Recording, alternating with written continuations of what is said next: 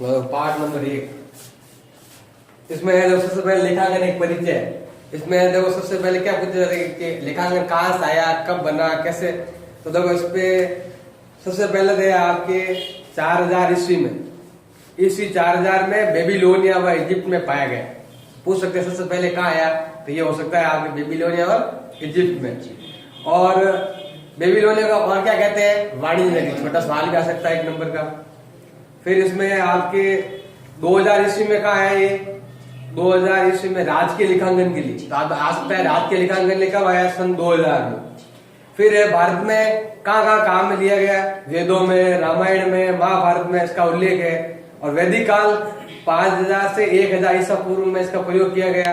और मनु संहिता का प्रयोग किया गया 200 ईसा पूर्व से 200 ईस्वी तक। अलग अलग है, वो ईसा पूर्व है, वो ईस्वी है।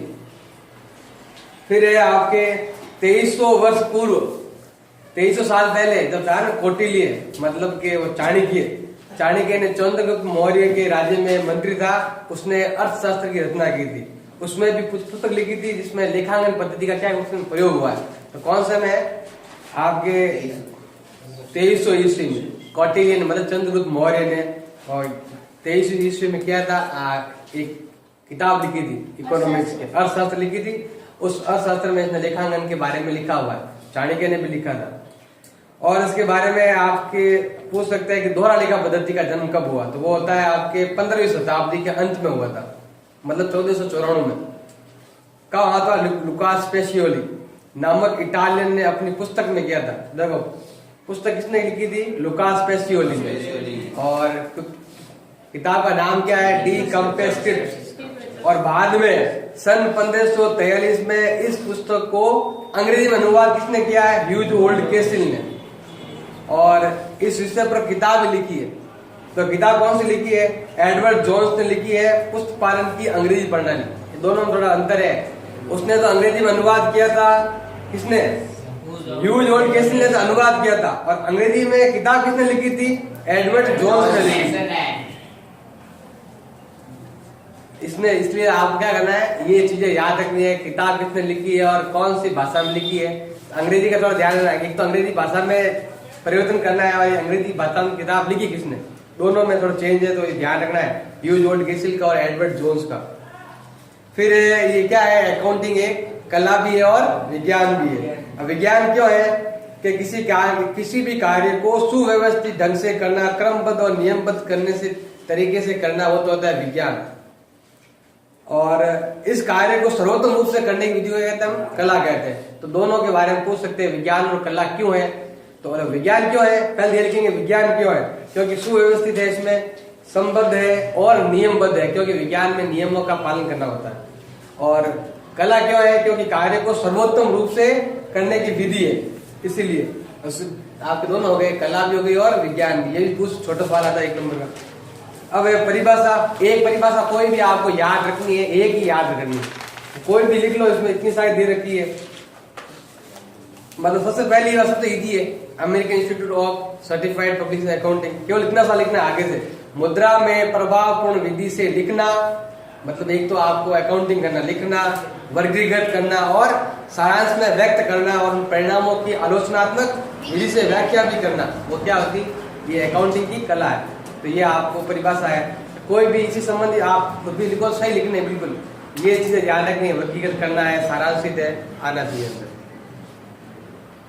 और जो आपको इजी लगे, जो सबसे इजी हो वो लिख सकते हैं। ये भी इजी है, आर एन एंथोनी की, मतलब के उसको सारांशित करना है, मौद्रिक शब्दों में आंकड़ों को क्या करना है, एकीकृत करना, सारांशित करना और विश्लेषित करना और सूचित भी करना, सबको सूचित करना, बाह्य और आंतरिक दोनों को। अब तत्व कौन कौन से हैं, एक तो है घटनाओं का आर्थिक होना चाहिए, मतलब के कुछ पैसा आए या कुछ पैसा जाना चाहिए। केवल ऐसे ही कि मान लो कि किसी को हमने अकाउंटेंट बनाया, किसी को नए व्यक्ति बनाते हैं अकाउंटेंट, उसको बना दिया, तो वो क्या हुई, घटना हुई है। इसमें ना तो पैसा गया है ना पैसा आया है। कोई भी चीज जिसमें आपका पैसा नहीं जा रहा है, हम ऐसे ही कुछ किसी की नियुक्ति कर रहे हैं, तो वो क्या होती है, केवल घटना होती है, उसकी एंट्री नहीं होती। तो आपको पहचान करनी है घटना कौन सी है और क्या नाम है। ये तो घटना होती है, ये क्या होता है, लेखांकन होता है। क्या कहते हैं, ये कहते हैं एक तो घटना होती है और ये होता है आपके उसके एंट्री होते हैं ना, क्या नाम है अभी आएगा हाँ, आर्थिक घटना है एक तो। फिर घटनाएं दो प्रकार की होती है, एक तो बाह्य घटना और एक आंतरिक घटना। बाह्य घटना कौन सी है, जैसे फर्नीचर खरीदना और हरि को माल बेचा, सब बाहर की चीज, बाहर के व्यक्तियों को। और आंतरिक घटना कौन सी है, अंदर, जैसे मजदूरों को मजदूरी भुगतान करना, स्टोर से कच्चा माल निर्माण करना। इसमें आपके लेखांकन तथ्य कौन से है, पहचानना, मापना, लिखना और संप्रेषण भी है। संगठन भी इसके तत्व है। सूचना के उपयोगिता भी तत्व है। उपयोगिता दो प्रकार के होते हैं, सवाल भी आता है आपके, आंतरिक और बाह्य। फिर है उद्देश्य। उद्देश्य 5 है, 5 में से कोई भी आपको 2-3 तो याद रखने और 1-2 आप ऐसा लिखोगे तो भी चलेगा। जिसमें देखो लेन देनों को लिखा करना, लाभ हानि याद करना, पी याद करना, प्रॉफिट एंड लॉस, वित्तीय स्थिति का चित्रण, मतलब trading account, P&L balance sheet जो आपके सेकंड बुक में है वो वाले बनाना, उसे कहते हैं वित्तीय स्थिति। फिर व्यवसाय प्रभाव नियंत्रण, अगर आपके पास अकाउंटिंग है तो अच्छा नियंत्रण होगा। और उपयोगकर्ताओं को सूचना उपलब्ध कराना, वही बाह्य और आंतरिक लेनदारों को सूचनाएं देना। फिर है स्रोत। स्रोत क्या है, वही पहले स्रोत पूछे तो आपके 3 चीजें हैं, तीनों लिखनी है। कच्चा माल मतलब आर्थिक लेन देन, फिर है आपकी प्रक्रिया जिसमें प्रविष्टि करते हैं और वर्गीकरण करते हैं और सारांश लेखन करते हैं, फिर पक्का माल मतलब पक्की जो सूचनाएं होती है वो सबको पहुंचाना। फिर सूचनाओं के प्रकार, ये तो आता नहीं है आपके, और देख लो इसमें ये उपयोगकर्ताओं के बारे में आता है। एक तो है आंतरिक। आंतरिक में केवल 2 ही है, एक तो ऑनर है मतलब के स्वामी, और एक मैनेजर मतलब प्रबंधक। आप चाहो तो एक और भी लिख सकते हो, अकाउंटेंट जो होता है ना, जो हमारा काम देखता है वो वाला, उसको भी आप आंतरिक बोल सकते हो। फिर बाह्य कौन कौन सा है, एक तो इन्वेस्टर है मतलब के निवेशक, बैंक है, क्रेडिटर है लेनदार है, सरकार है गवर्नमेंट, कर्मचारी मतलब एम्प्लॉयज लेबर्स, फिर है समाज मतलब सोसाइटी, ग्राहक मतलब कस्टमर्स, ये सभी बाह्य है। बस इनके नाम आने चाहिए, दो आपको नाम लिखने दो कि बाह्य कौन से और आंतरिक कौन से। फिर है आपके गुणात्मक विशेषता, ये इंपॉर्टेंट है आपको, गुणात्मक विशेषता चारों यही होनी चाहिए, चेंज नहीं होना चाहिए। देखो गुणात्मक विशेषता पूछी जाती है, गुणात्मक विशेषता कौन कौन सी है। नंबर 1 तो है आपके विश्वसनीयता। विश्वसनीयता मतलब रियलिटी होती है, मतलब हर एक चीज विश्वास के साथ होनी चाहिए, धोखा नहीं होना चाहिए, जो लिखा हुआ है वही होना चाहिए, आपके रियलिटी होनी चाहिए। दूसरा है आपके प्रासंगिकता होनी चाहिए।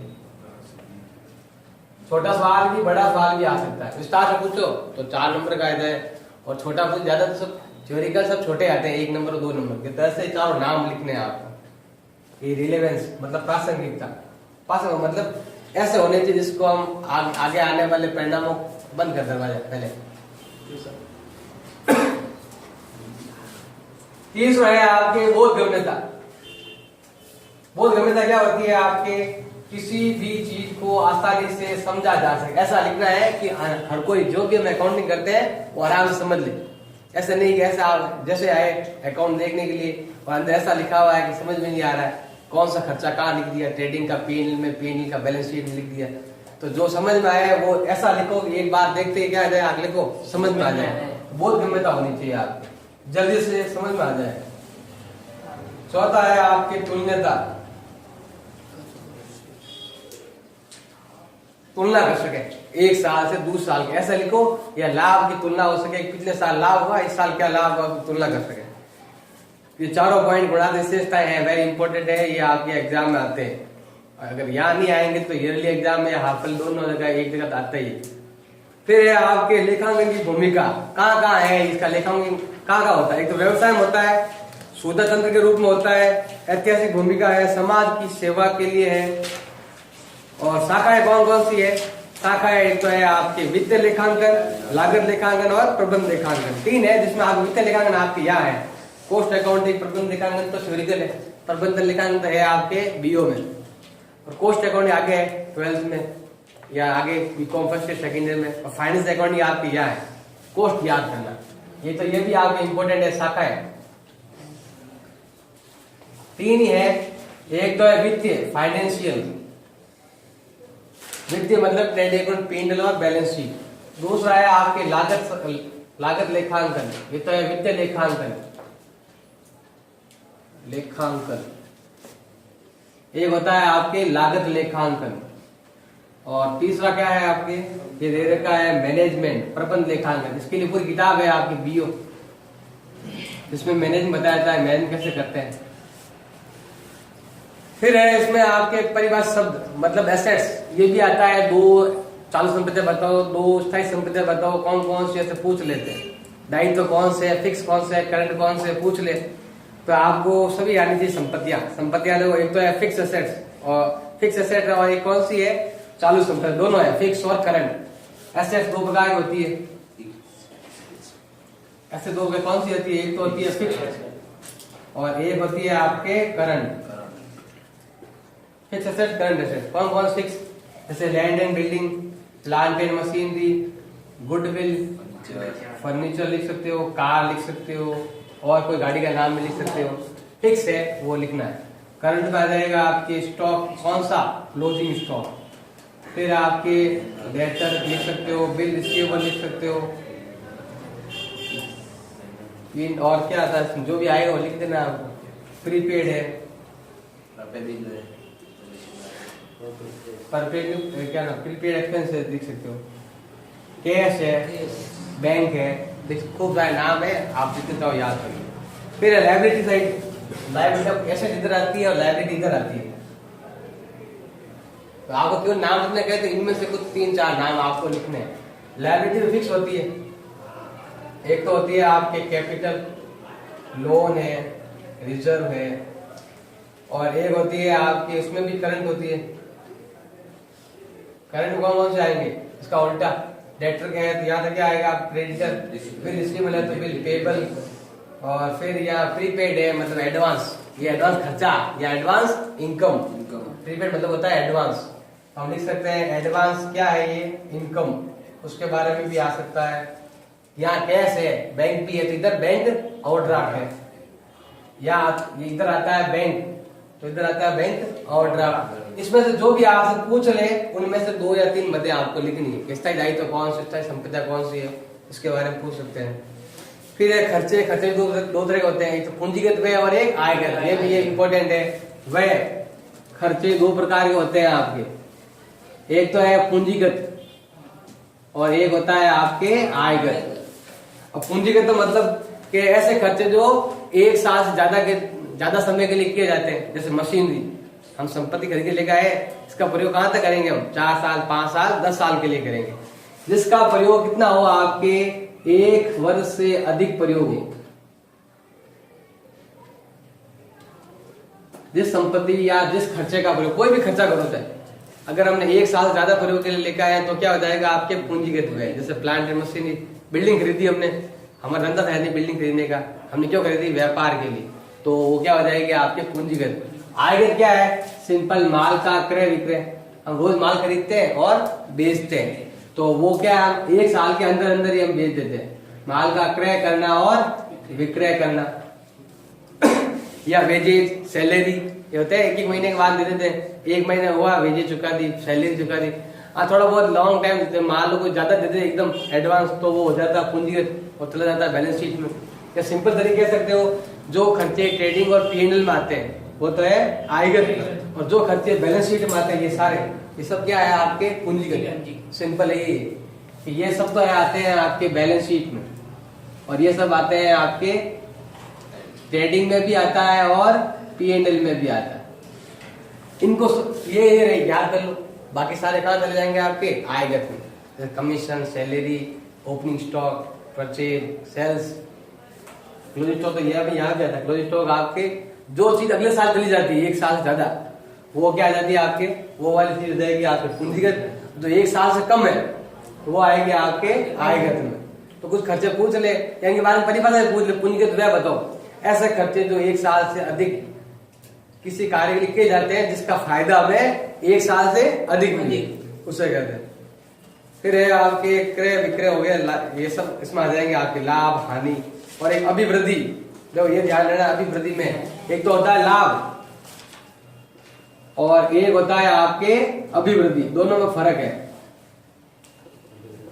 देखो लाभ का मतलब यहाँ देखो, इसका मतलब प्रॉफिट ही होता है। इसका मतलब क्या होता है, ये भी आपके इंग्लिश में बोलो तो प्रॉफिट है, और यहाँ भी इंग्लिश में क्या है आपके प्रॉफिट ही है। ये तो है कि हमारा जो धंधा है, जो काम है रोज का, जैसे स्टेशनरी का है तो जो स्टेशनरी बेचते हैं उससे जो लाभ होता है वो ये होता है लाभ। और अभिवृद्धि, इसको प्रॉफिट बोलो या से गेन भी कहते हैं, ये भी प्रॉफिट ही है। लेकिन ये कौन सा प्रॉफिट है, जो हमारा काम नहीं है फिर भी हमने बेच दिया। स्टेशन दुकान है, हमारा पंखा लगा हुआ था, वो खराब हो गया, हमने सस्ते में बेच दिया या खरीदा, चलो लॉस में बेचा है फायदा में, जो भी लॉस में बेच दिया तो लॉस है चाहे फायदा है, वो सब क्या है आपके अभिवृद्धि है। तो वो वाला है आपके। वहां अगर मान लो जैसे मान लो वहां 100 केस लगा हुआ है, 100 केस आपने फायदा कमा लिया उस पर, तो वो जो लाभ है आपके, मतलब आपके व्यापार संबंधी नहीं, वो आपका काम नहीं है, फिर भी आप बेच कर क्या कमा रहे हो, पैसा कमा रहे हो, तो वो हो जाएगी अभिवृद्धि। जैसे प्रॉफिट ऑन क्या कहते हैं, profit on sale of fix assets, स्थायी संपत्तियों को बेचना, इनसे अगर कोई लाभ कमाते हैं तो क्या आ जाएगा आपके अभिवृद्धि। और परचेज ऑफ गुड्स से, परचेज किया हुआ माल जो हम बेचते हैं तो वो क्या हो जाता है आपके, ये वाला प्रॉफिट कहलाएगा। फिर प्रमाणक, प्रमाणक मतलब आपके पास होते हैं ना प्रमाणक के रूप में कि ये चीज आपने बेची है या ये चीज आपने खरीदी है, वो बताने के लिए, मतलब बिल कह सकते हो। डिस्काउंट मतलब कोई अगर मान लो पैसे रिटर्न के डिस्काउंट है, ट्रेड डिस्काउंट है, अलग है, यानी कोई पैसे जल्दी दे देता है क्या देते हैं हम, के डिस्काउंट दे देते हैं। ट्रांजेक्शन है, हर एक का ट्रांजेक्शन लिखना है आपको, साथ में ड्रॉइंग्स। आर मतलब जो व्यापारी घर पर माल ले जाता है, रुपये ले जाता है, तो वो क्या आ जाती है आपके ड्रॉइंग हो जाती है। फिर देखो इसमें इंपॉर्टेंट पॉइंट लिखे हैं पीछे, इसमें देखो इसमें आपके कौन कौन से पॉइंट रह गए।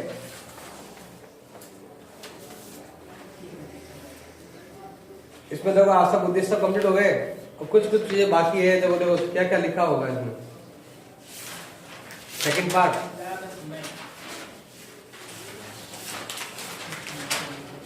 इसके बारे में आप पढ़ लेना जो प्रॉब्लम हो।